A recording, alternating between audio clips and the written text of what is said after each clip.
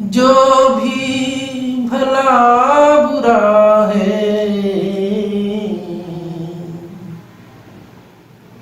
मेरे राम जानते हैं। जो भी भला बुरा है मेरे राम जानते हैं।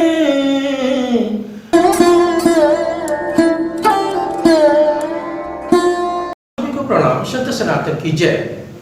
ईश्वर की असीम अनुकंपा से, गुरु महाराज के असीम अनुकंपा से हम सभी लोगों को भगवत चर्चा करने का परम सौभाग्य प्राप्त होता है। गुरु वंदना कर लेते हैं। बंदा गुरु पद कंज कृपा सिंधु नर रूप हरि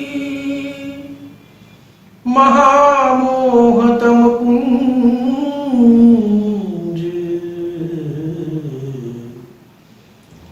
जासु बचन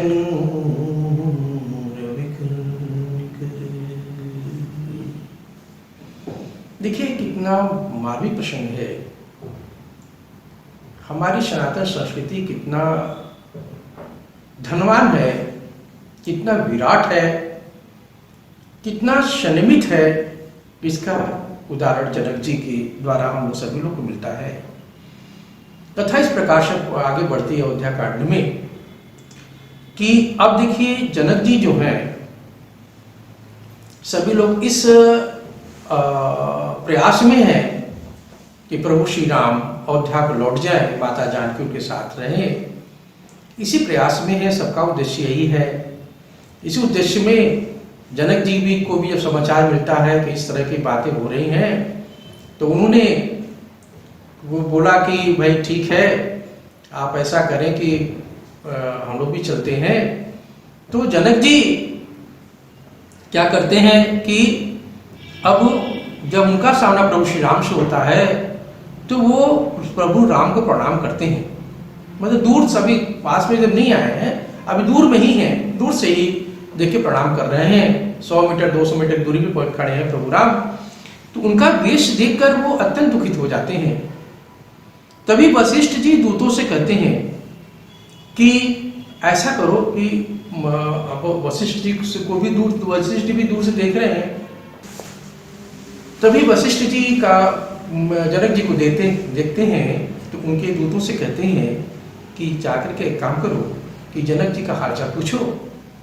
तो तुलसीदास जी महाराज कहते हैं, नाही त कौशल नाथ के साथ कुशल गई नाथ, मिथिला अवध विशेष ते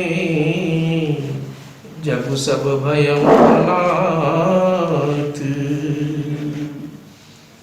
वो दूत कहते हैं कि नहीं तो हे नाथ, कुशल तो कौशल नरेश के साथ चली गई, सारा जगत अनाथ हो गया, और अयोध्या से मिथिला तो और भी अधिक अनाथ हो गई।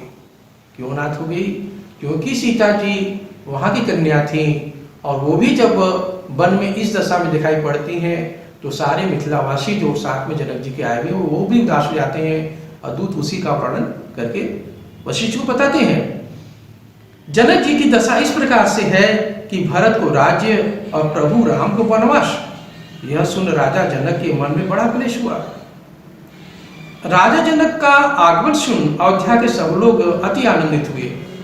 अब अयोध्या के जो लोग थे वो जानते थे कि प्रभु श्री राम हम लोग की बातें सुनेंगे। अब ये पिता समान है, जनक जी जो विदेह रूप में है, पिता समान है।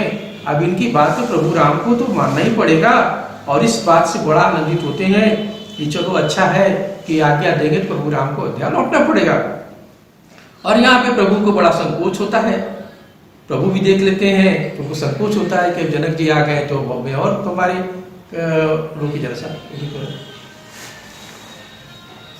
मिला दीजिएगा। तो सारा जगत अनाथ।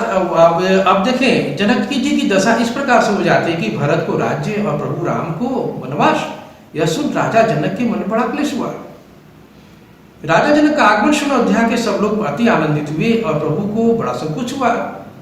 तथा इंद्र भी अब संशय में पड़ जाते हैं, कहीं ऐसा न हो कि जनक जी आए हैं समझा जाते, प्रभु राम जिस उद्देश्य से आए हैं वो फिर अयोध्या लौट जाए। रमा रमन पद बंदी बहोरी, बिन वही अंजुलियन चल जोरी। राजा राम जानकी रानी, आनंद अवधि अवध राजधानी। अब सभी जो है विष्णु जी की वंदना कर, हाथ जोड़कर, आंचल फैलाकर यही विनती करते हैं। क्या विनती करते हैं? कि श्री राम जी राजा और सीता जी रानी बने, अयोध्या फिर से खुशहाल हो जाए। राजा जनक से वशिष्ठ जी कहते हैं कि आप धैर्य धारण करें। सभी अयोध्या के, मिथिला के, पुरी के ब्राह्मण, सूर्य वंश के गुरु वशिष्ठ, जनक के पुरोहित शतानंद, सभी वेद पुराण की बातें कहकर सबको समझाते हैं। साथ में विश्वामित्र जी भी हैं। तब प्रभु राम ने विश्वामित्र से कहा, क्या कहा? हे नाथ, आप सभी लोगों ने कल से जल भी नहीं पिया है, इसलिए कि सभी लोग दुखी थे, सभी लोगों के मन में विषाद भरा हुआ था, विकल थे, सारी बातों से कठिनाइयां सामने खड़ी हो गई थी। तो जनक जी कहते हैं, अब यहां मर्यादा देखिए कि पहले क्या होता था, जब लड़की की शादी हो जाती थी और लड़की जब दूसरे अपने ससुराल चली जाती थी, तो कम से कम वो लड़की के पिता और माता उस घर का अन्न जल ग्रहण नहीं करते थे। कितनी सुंदर मर्यादा थी, वो जानते हैं, इसलिए उसमें भी एक साइंटिफिक रीजन छिपा हुआ था कि जैसा खाए अन्न अब वैसा रहे मन। अब माँ बाप लड़की की जो है वो जीवन भर जिस प्रकार वातावरण में रहे, जैसा अन्न खाते थे, अब यदि वो उस प्रकार के माइंड को छोड़ करके अब लड़का पक्ष में जाके यदि खाना पीना खाते हैं, उसको यदि पसंद नहीं आता है तो जाहिर सी बात है कुछ न कुछ सलाह देंगे और संबंधों में खटास आनी शुरू हो जाती है। कितना सुंदर मर्यादित तरीके से सनातन संस्कृति में हर बात वैज्ञानिक तरीके से बनाने का प्रयास किया गया था। तो अब जनक जी उसी का उत्तर देते हैं कि जिस घर में अपनी लड़की दे दिए हैं वहां का तो अन्न हम खा नहीं सकते, जल भी नहीं पी सकते। आप ऐसा करें कि जंगल में जो फल फूल हैं उसी से ही निर्वाह कर लेंगे, उसी समय वनवासी फल फूल और मूल लेकर आए। श्री राम जी की कृपा से वह पर्वत मन वांछित कामना पूर्ण करने वाला हो गया, जहाँ पे प्रभु श्री राम मौजूद थे। अब सबको लगा कि भाई इसका दर्शन कर लेने से हमारे सारे पाप धुल जाएंगे और मन में जो इच्छाएं है वो हमारी पूरी हो जाएंगी। जिसे देखते ही मन का विषाद मिट गया, वहां आनंद और अनुराग उमड़ने लगा। इस प्रकार करते करते वहां भोग स्थिति में 4 दिन बीत जाते हैं और सभी चाहते हैं प्रभु लौट जाओ अयोध्या को। सुमित्रा जी भी कहती हैं कि हे देवी, विधाता की गति बड़ी, आपस में बात कर रही हैं माताएं कि हे देवी, विधाता की गति बड़ी विपरीत है और विचित्र है। जो बालकों के समान उसको रचता है, फिर पालता है और अंत में संहार भी कर देता है। कौशल्या ने सुनैना से कहा, सुनैना जो जनक जी की पत्नी है उनसे कहती हैं कि हे महारानी सुनैना, आप अवसर देख करके राजा जनक से कहिएगा, क्या कहिएगा कि लक्ष्मण जी यहीं रह जाए और श्री राम के साथ भरत वन में चले जाए, समस्या का समाधान हो जाएगा। इधर सीता जी, अब देखिए, अब वो सीता जी चूंकि सब लोग उनके मिथिला के लोग आए हुए हैं, माँ है, बाप है, उनके रिलेशन के लोग हैं, वहाँ के गुरु महाराज भी आए हैं, लेकिन सीता जी हम मर्यादा नहीं खोती।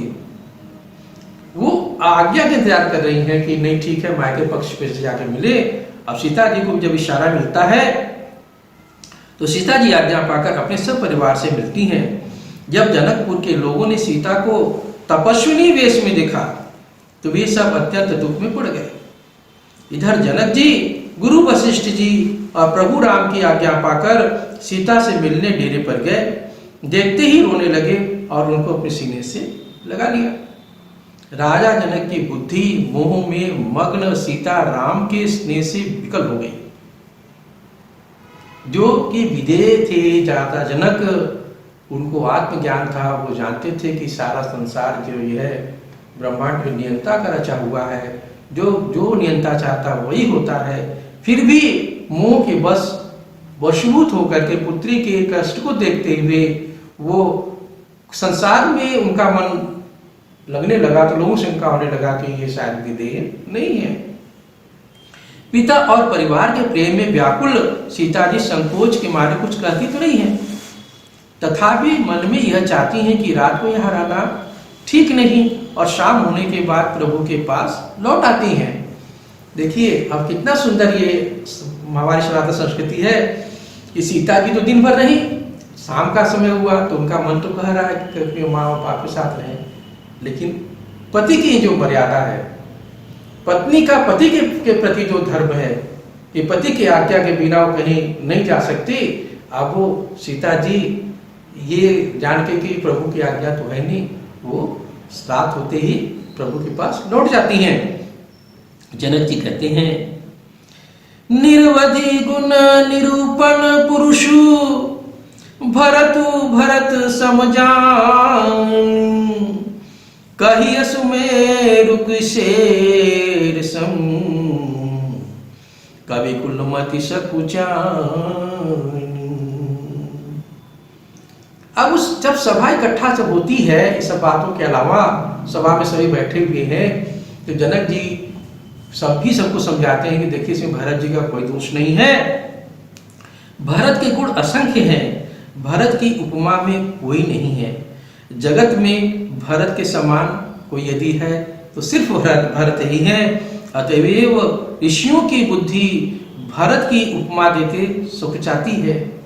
अब इसके आगे कथा अगले एपिसोड में बताऊंगा कि किस प्रकार से अब भरत कहते हैं कि भैया आप राजगद्दी लीजिए, और प्रभु किस प्रकार से सबकी बातों को समझाते हुए काटते हुए कहते हैं कि नहीं भरत तुम जा करके वो राजगद्दी तुम ही संभालो। एक छोटा सा भजन।